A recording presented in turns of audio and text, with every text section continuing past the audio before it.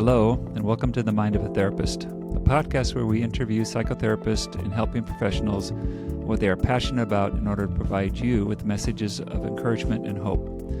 The Mind of a Therapist is sponsored by Psychological Counseling Services, PCS, Healing Hearts and Transforming Lives. Please look into our intensive program at pcsintensive.com. I am Dr. Marcus Earle, the Clinical Director of PCS. Each episode will be hosted by me or another PCS therapist. Please enjoy the following discussion. Hello, I'm Dr. Marcus Earle, your host today for Mind of a Therapist, and I am joined by Alethia. So how about if you introduce yourself to everybody?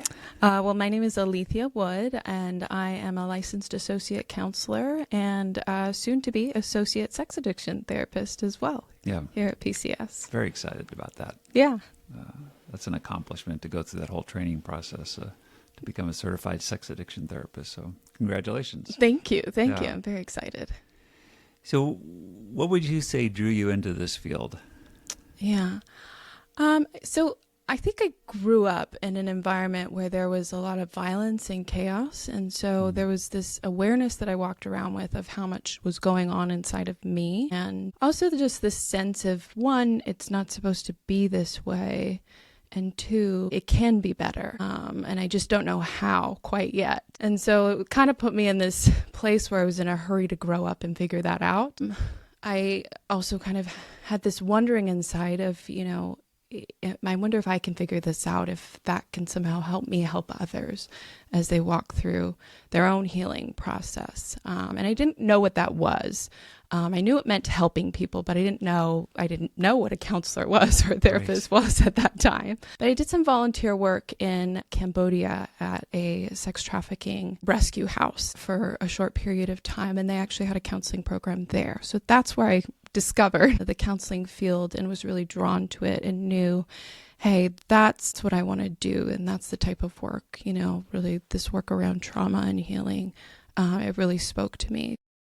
Had some words and language for it at that point. And life, went on to be life. And as I found myself ready to pursue my master's, I was a new single mom of 2 little boys. And so I just didn't have the support that I needed at that time to pursue a master's in counseling and the internship and all that, getting into this profession requires. And so I didn't at that time, which I really am glad I didn't. Instead, I got my master's in IO psychology and health psychology and began to teach at the college level, which I think has really enriched who I am today and gave me an opportunity to engage in being a college educator, which is really important to me. And then a couple years ago, it became time. And I just knew that it was the right time, that it was a way to kind of carve out time for myself. Here I am 5 kids later and perfect timing. What better time than when you are 5 kids in and life is busy, but it was a way to carve out time for myself, and which might be odd to some people,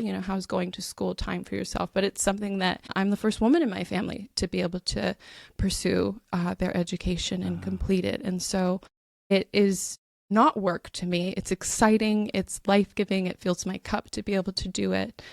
So it's been a really exciting past couple of years to really step into this and to be where I am at in life, because I think I'm at a point in my life where I was ready to step in and take on the counselor role. So that's kind of my journey here. Well, congratulations on being the first. Yeah. That's always something. Yeah. To be the first one in a family to blaze a new trail. Yeah. Really significant. About the Cambodia piece. Yeah. That's powerful. I mean, that just reflects your passion, which is present with you most of the time. Yeah, it was a really, really formative point in my life, and I'm just really grateful that I had the opportunity to spend time with that organization and get to know the work more. And I hope I find my way back sometime. I believe you will. Yeah. Yeah. So tell me what you're enjoying most about the work at this point. I think what I enjoy the most is being here at PCS and just kind of the uniqueness that is PCS, because we're not in a box. We're very much outside the box, and I enjoy being outside the box. Yes, you do. Very much. And so I think I fit in with that. And, I think What's different about us is that we really just step into the messiness with clients. We sit with them in it.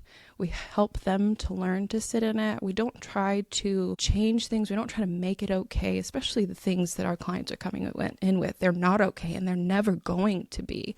And so we were really skilled at helping people to really sit with it.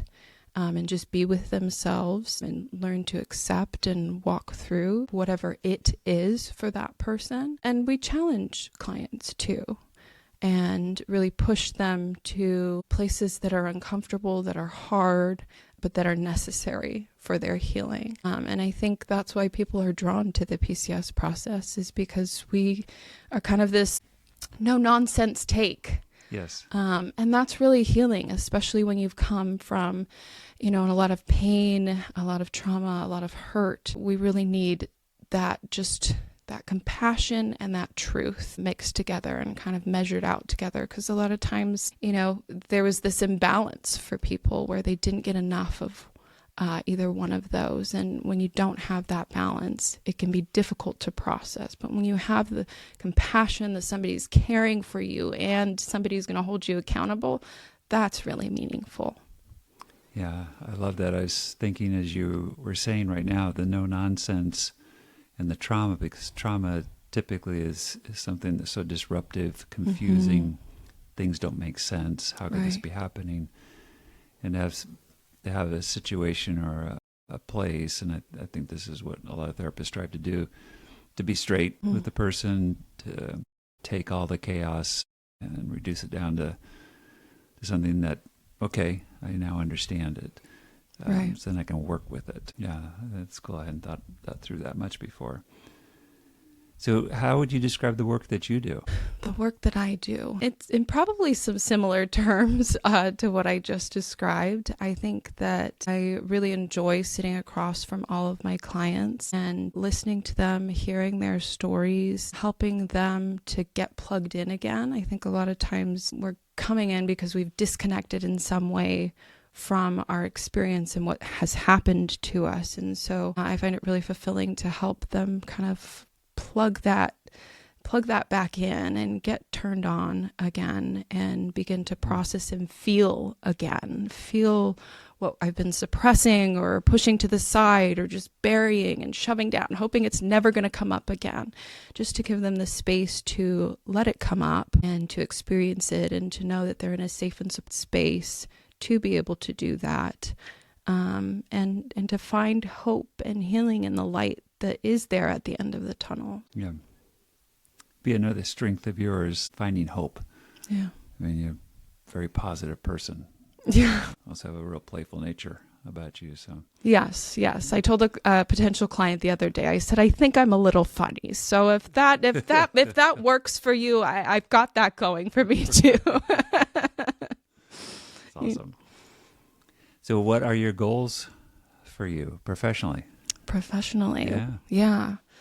Lots of them. They're big ones, and I think I enjoy setting big goals, and we'll just see what comes of them. But currently I'm working on my PhD in counselor education and supervision, and that's really exciting to step into. So lots of, hopefully, presentations in my future. I just finished writing the initial draft of a literature review on groups in substance abuse work. So we'll see what comes of that. But I'm looking forward to growing here at PCS and hopefully stepping more and more into this sex addiction space, the betrayal trauma space. I know we've talked about just a really strong desire to do some groups here in those groups as well. So I'm excited about that. And I think we've also got some other projects that I'll keep a secret for now that you know about. That are just coming down the pipe. So really excited for what's to come and all of the doors that are in the future with that. That's great. Yeah, there's always something, that's for sure. Yeah. So you've talked about a little bit, but could you say more about your experience of working here, what that's like for you? Mm-hmm. Really fun. I love everyone here. That's great. Yeah, it's such a fun and exciting group. I think every day that I come to work here at BCS, I'm just in awe of the people that I get to work with. Everyone here is just has so much expertise in the work that they do. Everyone here is incredibly just creative and knowledgeable, and just so much depth to them. And I think that is really unique and really special, because we're not just showing up to work just to work with our clients and then go home.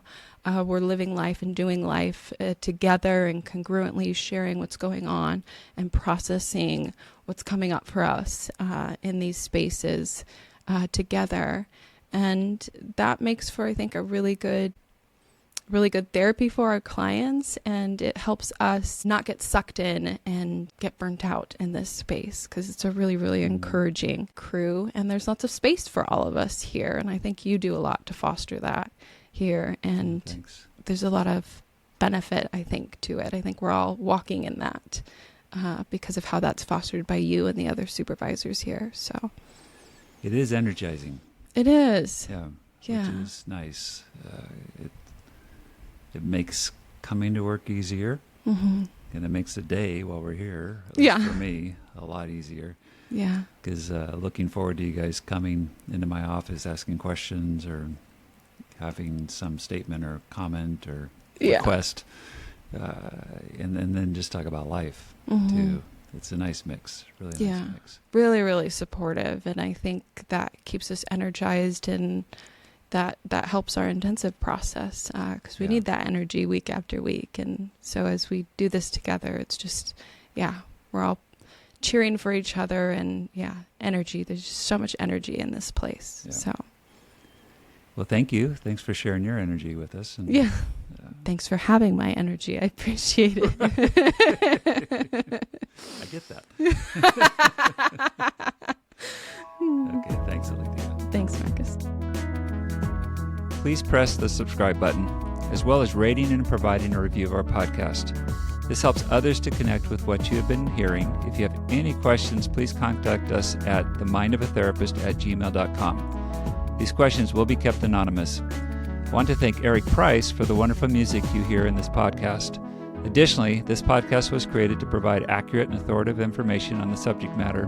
Although we are interviewing licensed therapists, they are not your therapist. This podcast is not intended to serve as direct medical advice and should not be used as a substitute for direct professional help. It is given with the understanding that neither the host, publisher, guest, or PCS are rendering legal, medical, or clinical professional information. If you need a professional, we encourage you to find one. Visit Psychology Today to find a licensed clinician near you.